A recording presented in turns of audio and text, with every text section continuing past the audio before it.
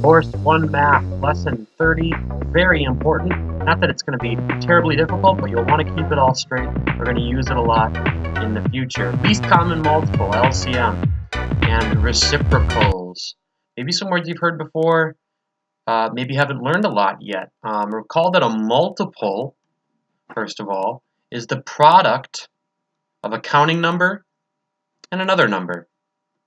You come up with the multiples of a number by doing your countings by, like you were in preschool. If I ask you what the multiples of 4 are, you would not say 1, 2, and 4. What are those that I just listed off? 1, 2, and 4 are the factors. Numbers that go into. So 4 is the product when we're talking about its factors. Make sense? Now today we're talking multiples. Multiples you multiply to get to. They are bigger than the number I say. The multiples of 4 are the numbers that it multiplies by other counting numbers to become. They're the products. And to do the multiples of 4 in order, you just count by 4s. And this will never really end. So multiples get bigger. Factors, we're talking about what goes into, right? So 1, 2, 4 are factors, but multiples, we get bigger and bigger and bigger. So what are the multiples of 2? In your book, page 156, you see right here. 2, 4, 6, 8, 10, 12, 3, 6, 9, 12, 15, 18. So what happens if I ask which ones are common between the multiples of 2 and 3? Well, there's no end to your lists, so you'd have to start your lists, circle the ones you see in both, and at some point be willing to stop because that list never really ends. Okay? So notice how we just sort of decide to end the list here, and we circle that these two are common. Oh, looks like they maybe missed circling the 12, unless I'm missing something.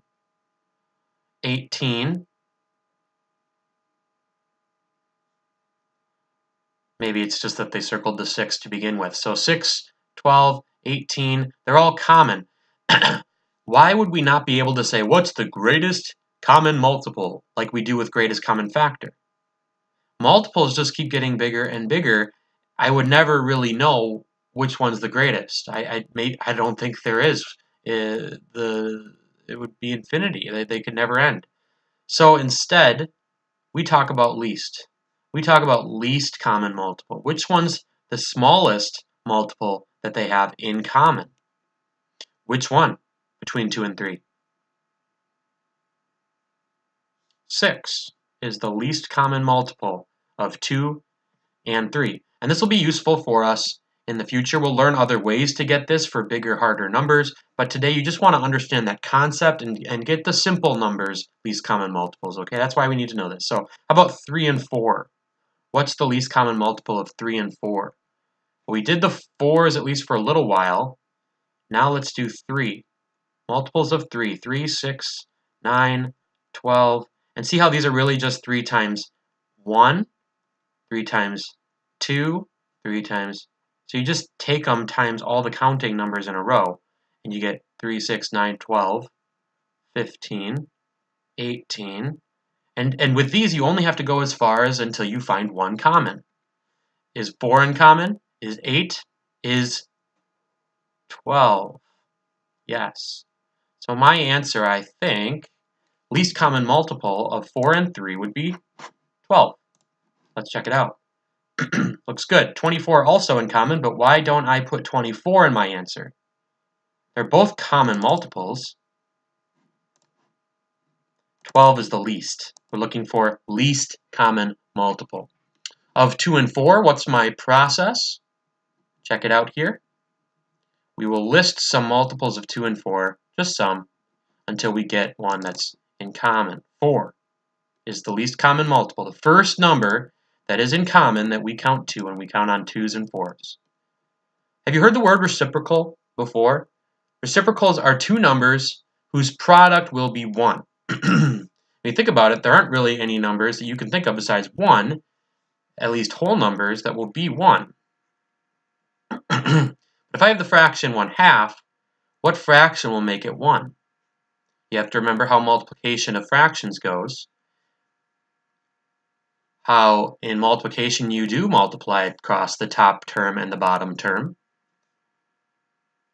We multiply across the top, across the bottom. So what number will give me 1? Well, if you remember about fractions, any number over itself is 1 because 3 pieces of thirds will equal the whole. 5 of the fifths means we cut it into fifths and we still have all 5, which is 1. So we need this to be so that this becomes 2 over 2, because we've got a 2 in the bottom term.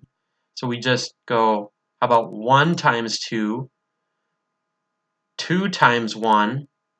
This is going to mean I get 2 over 2, which is the same as 1. 2 over 2 is 1. That's how I get to 1. That's how I make the product of the fractions 1. So they show that here, and we call these two numbers this fancy word, reciprocals. We're going to use reciprocals when we divide fractions. So I think maybe you have heard this a little bit. We talk about top and bottom number. What are those called in a fraction? Yes, they're called numerator and denominator, spellings here.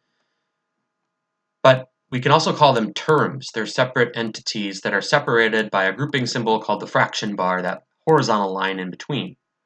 To form a reciprocal, the shortcut is just take the bottom number, make that your top of the next number, and your top number, make it the bottom. So we flip around reciprocals. If we multiply 3/4 by 4/3, we see the product is 1. So they're going to ask you questions like, how many 2/3 are in 1? And if you hadn't had this lesson, like if you ask mom or dad that question, they're going to be very confused. Well, you can fit 1 2/3 in 1, so 1. That's not what it's saying. It's saying 2/3 times what number is 1? Okay? So it's a reciprocal question. We go like this. You can even think about it how it's going to be canceling once we get to canceling.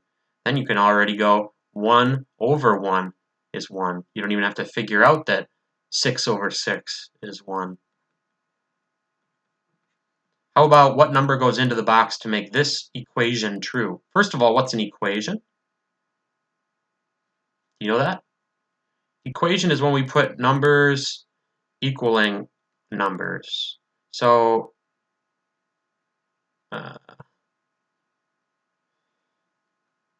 what if we did 2 plus 3 is 5? That's an equation. Why?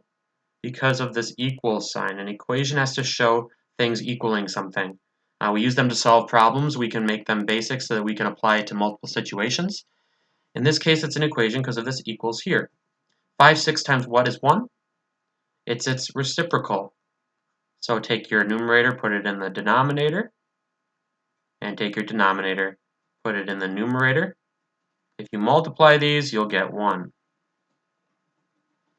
30 over 30 is 1. We good? Almost there. Find the least common multiple of each pair of numbers. Remember how we did this? We go, okay, we got 6 and we've got 8.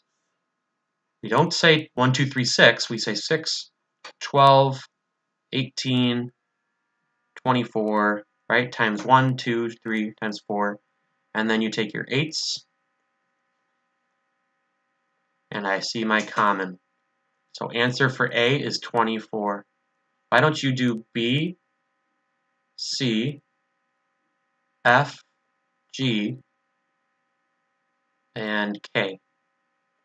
5 total, please. Do your best. Show me when you're done. Thank you.